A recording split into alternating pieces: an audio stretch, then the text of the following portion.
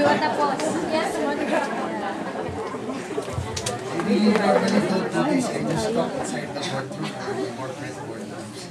But just to tell you a story about why it all happened. Sa fourth week kasi lang. Why it all happened. I was on, I had a life-threatening condition again. I changed my lifestyle. I went to sabbatical.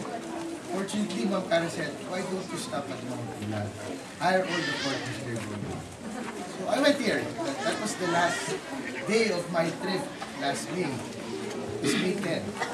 So I slept in one of the houses. And they started calling me Pultak. I didn't know the word Pultak, even if my line is in Bali. And they were all laughing. I said, why are you all laughing?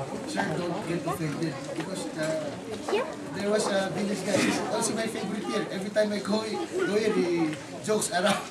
So I remember him. So he called me Pultak. And I said, hindi naman ako napitipon eh. Normal talaga. So I came up with the Oplan Pultak. So I went up the mountain, brought all the porters, about 10 of them. Because at the tourist center, one group, the JCI, which are here, which have worked together closely, represented by its president, Sir Yubalanta. We went up the mountain. They were about 60. Travel factor was about 120. And the third group was only me. So Manang Miling was saying, Attorney, you're the sweeper, you're the leader, you're the medic, all in one. So what I did, the next best thing, I hired all the porters as suggested by Manang Cara. So we became about 12. And then I got to speak with Manong Augusto and said, Manong Augusto said, Sir, pwede niyo bang i-hire yung anak ko? Sabi ko, Manong, I'm not a proponent of sending your kids away because my father was a OFW.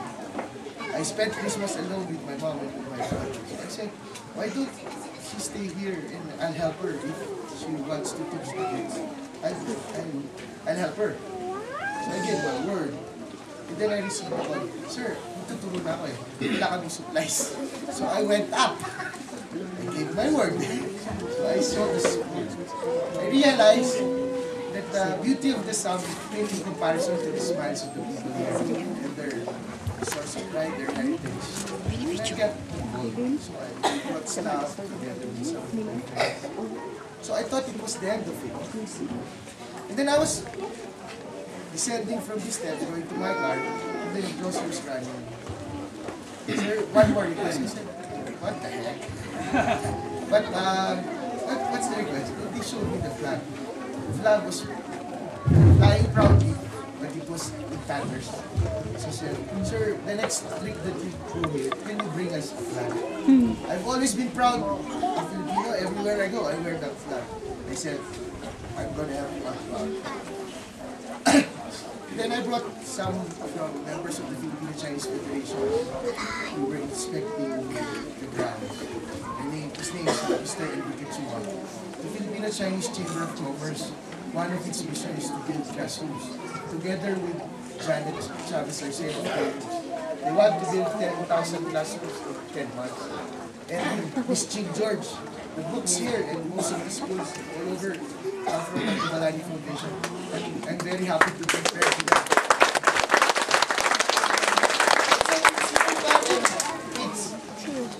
Together, we died together. But we don't only die, we help people communities.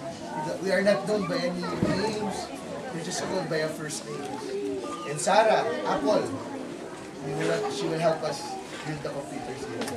I've always also been a proponent of one person at a time, one person at a time, one group a moment, and one community at a time. The one person is my fraternity and the Elkaranda, because I see a here, and they are here. The one group is Dynamic Team Company. They are here. So the community is Mount Pulag. This is the last step. We want to make it a model. Your school, as told by Mr. Enrique Chua, is the highest in the Philippines. Even if Mount Pulag is the third highest mountain, Mount Pulag in the Bukidnon and Mount Apo, they do not have any community. Mount Pulag has a community. So the community takes care of the mountain. If we take care of the community, they will take care of the mountain. How do we do it? Telling the elders here, this is not for us. Our history and our future has long run in us. This is for your kids, so that they will be better than us. I've been telling them, and it's my 7th month, so in the corporate world, I'm already permanent. That's why I chose December 10. Incidentally, swerte, birthday ni Ma'am Cara. Because she's the reason why I'm here. So we have to thank her. If not for him, her and Manong Ronnie along with here. Before climbing Mount Pulag, we climbed Mount Tiran Pasig. So sabi nila, why don't you go to Pulag? So going back doon, sabi ko, divert tayo, Mount Pulag tayo. You never know when one door closes, and this is my window. Good view. So maraming salamat po, Mayor. Lagi sa Department of Food tayo. Sana tuloy-tuloy tayo ng tulong. Kaya po hindi pa to push yung school kasi marami pa ho kaming unfinished business na po. At magtatagal po kami dito. At pinapanalangin namin our times limited here. Basta pagdating ng Mayo, Agis, 2013, sana kayo na lahat na nagpapatakbo ng mga sinimulan namin dito. At malaking tulong po sa President yan. We spoke and I told them it's best that you take over and adopt the community later on because you're nearest to them. So that we guys can go to the farthest school that there is in the Philippines. This is the highest. We're going to the farthest. The Japut Mountain kids of Awitaw. They're as cute as the kids here. Watch out for that. So, who's going to speak after?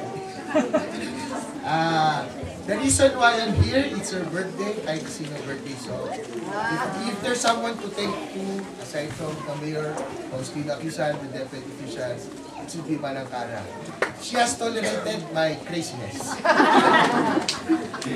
So, let me bring to you Manang Cara.